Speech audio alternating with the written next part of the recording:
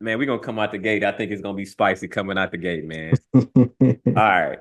So uh Dave Ramsey say Uh-oh. Uh-oh. Gen Z and millennials are lazy. So I was watching a little clip and I was like, man, we gotta talk about that, man. He was on Fox News. It wasn't that I was watching Fox News. I don't really, care about all that, but I just saw the clip that he was on there and he was being interviewed, and I just tuned in because it was Dave. And so you know how Dave be, you know what I'm saying? But that's what he said, man. So like when you hear that, like He said, and he millennials? and millennials Oh, are that's you too lazy. then. Huh? Yeah, yeah, no, That's it's you me too. too. No, it's me too. It's me too. So like, Oh yeah, yeah. man. So like when you hear that, Man. how that make you feel, like what you thinking, like what, What what, is Dave? huh? Oh What man, is Dave like a Dave? boomer. He like a baby boomer. Yeah. So honestly, I mean, are there lazy people in the generation? For sure. Like, I mean, you see it. And maybe are there more? I ain't gonna say there's not. I don't know. There might be more. I don't know. I ain't counting. But I think that it really just depends on what you choose to pay attention to. Like, man, just it really depends on the circles. A, what you put up with for yourself, what standards you set for yourself. And then B, the crew and the circle that you construct around yourself. You got to have certain goals in mind. And so if you got friends that have lazy mindsets or they just don't have goals that they're looking to reach towards, you're gonna, you know what they say, birds of a feather flock together. So you're gonna end up flying in the same direction. And so I don't want to paint a whole generation, and I can't speak to millennials. I can let you speak to millennials, Yeah. but for Gen Z, here's what I will say. Okay, here's what I will say too about Gen Z that maybe an older generation might not understand as much because when we say here's what might be a controversy that people say or hear about, like, oh, AI is going to replace people and take people's jobs, man, or just machines and technology, period. But nah, as long as there's technology, there's a there technology. The key ingredient in technology is the human capital. It's we need people to advance it. So as long as there's technology, there's always going to be a job for people. Now, will it phase out certain jobs? Sorry, we don't have a milkman no more. I'm sorry.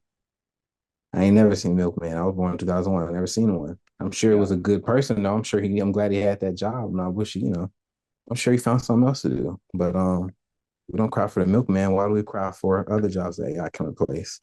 But I bring up AI because I didn't graduate it. I can talk about it now. After this, I'm gonna kick to. But I Where'd you graduate, by the way? I forgot. Remind me again. I forgot. I hope it ain't. Do they got no statute limitations? Not a. I graduated from the. So I grew up, Gulfport, Mississippi, and I decided I wanted to attend the University of Pennsylvania for their business school. They was top in the world. I was looking among schools, and long story short, I knew I wanted to study business because you was in business. I mean, I'm trying to be like big bro. I want to study business. And all of the schools, the only major I saw was economics. But then I was at this college fair and I picked up a UPenn pamphlet, flipped to the business school section and saw, and got to all the majors. That thing almost fell to the ground with all the majors that they had. I said, wow, you know what? This school I never heard of. I'm gonna have to give it a shot. But the pandemic hit my freshman spring, and so we got sent home. But still have to finish classes, still have to graduate. And so some people took gap years, but we were taking classes and stuff online. And man, I saw Gen Z in action. I saw some people folded. Some people had different scenarios, but some people was thriving using that technology. They were using Chat GPT. Like when that came out, that changed the Mm. game. I couldn't imagine being a professor or teacher, especially in high school and stuff. But like on the one hand, like I can see the older generation being like, no, don't use this technology. It's cheating. But I see, whereas and then I'll end on this example. I'm gonna ask you about this. What do you think about this? What do I say to the person who tells me, and I ain't gonna use no names, what do I say to my homeboy that comes to me and says, "Yo, Keon, I'm graduating from an Ivy League and with a computer science degree. I'm walking into a job, 120K. Yo, I'm using Chat GPT all day with this coding stuff. It's a tool." And so, what do you say to him? You tell him he's cheating. He's doing it wrong. And so, what do you think? Yeah, no. So, and if for the listeners out there, this is related.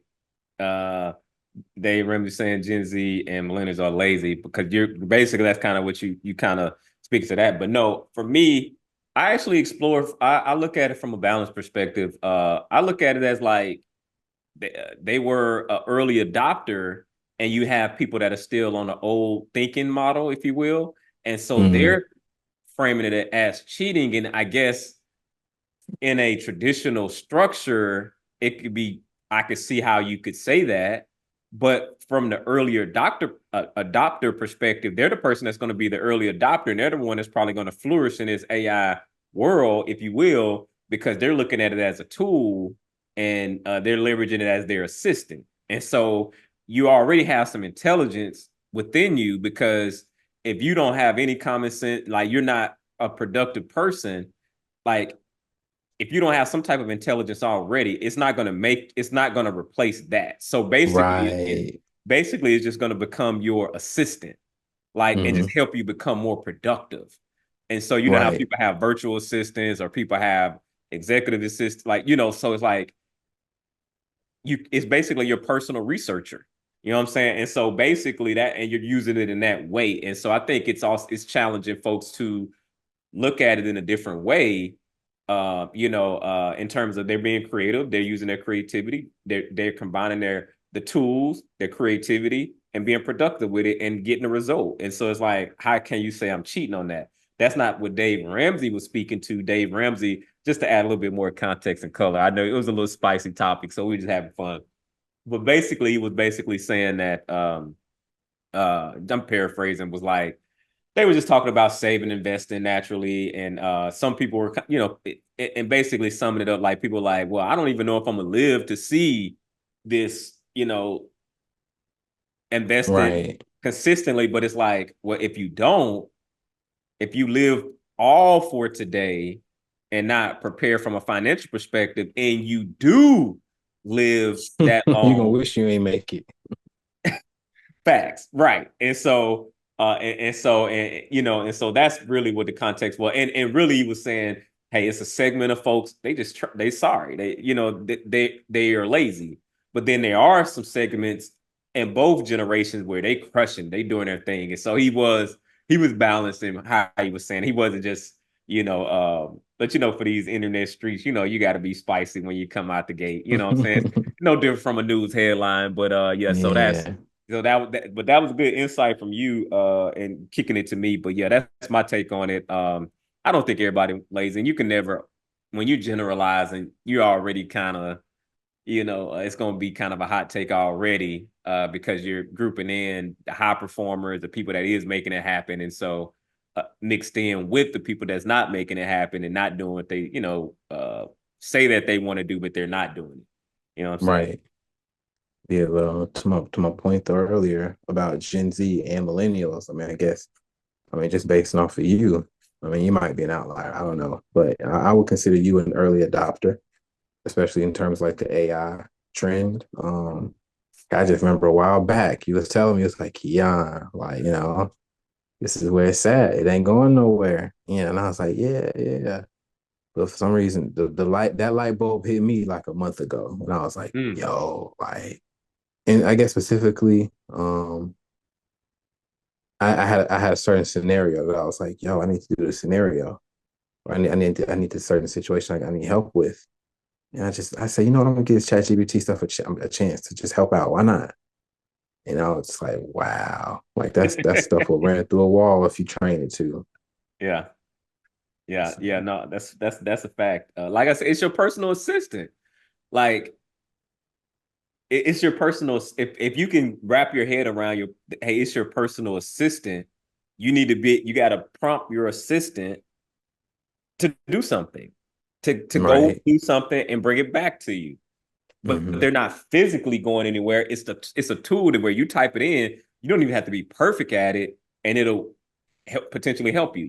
And so I'm encouraging everyone to continue to adopt that and whatever you're doing. Yeah, And not just Chat GPT. I forgot. So I saw this video earlier, and we can wrap up. I'm not gonna mention no brand names. I don't know if I did know they didn't sponsor us, but even just video AI, how far it's come in the past year? Like a year ago, it looked all choppy and blocky, and he was like, "What is yeah, this cartoon video game?" But look at a video AI now and say it don't look like, oh wow, like that. If you're gonna pay attention, it looks real. yeah, yeah. Fact. Yeah, I saw that. It was interesting. It was definitely interesting. Okay.